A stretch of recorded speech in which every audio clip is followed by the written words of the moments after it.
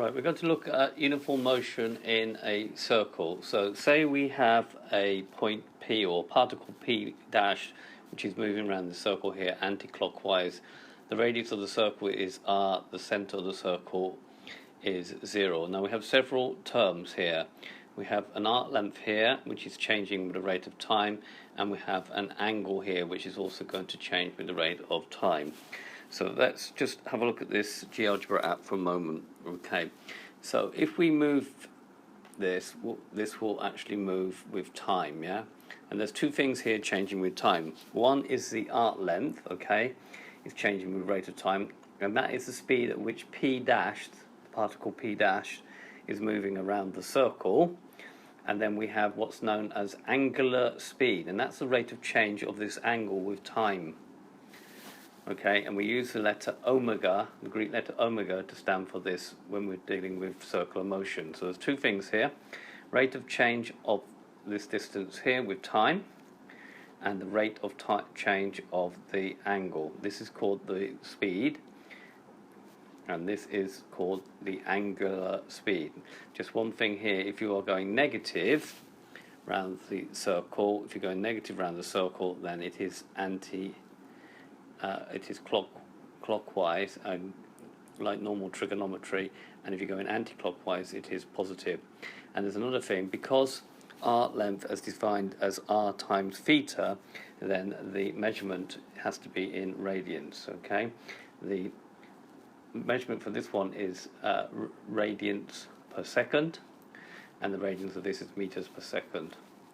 So going back to this, so the diagram shows a particle P dashed moving around the circumference of a circle, center O, with radius r. At the time t, the vector OP, this one here, the particle makes with an angle theta with a fixed direction of A. So this angle here we call theta. The arc length, a P dash, is denoted by S.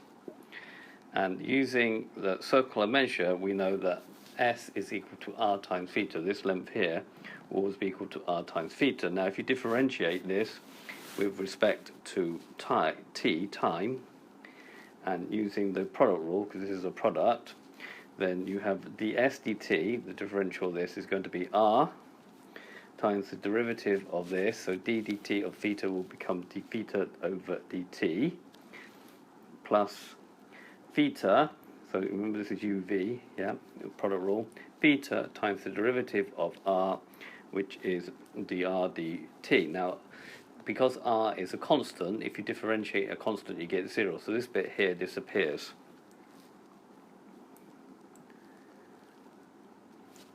And we have that ds dt is equal to r d theta dt. This is the speed at which the particle is moving around the circle, and this is the rate at which the angle is increasing or decreasing if it's negative.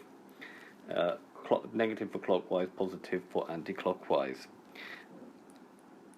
The theta dt has a special name. This is called angular velocity, or in our case will be the angular speed of P dashed. So we have ds dt is equal to r d theta dt, but this is often written as v is equal to r omega, and omega represents angular speed or velocity. Note that angular speed is often written as multiples of pi, that's obviously for trigonometry, and it is measured in radians per second, which we write like this, radians per second.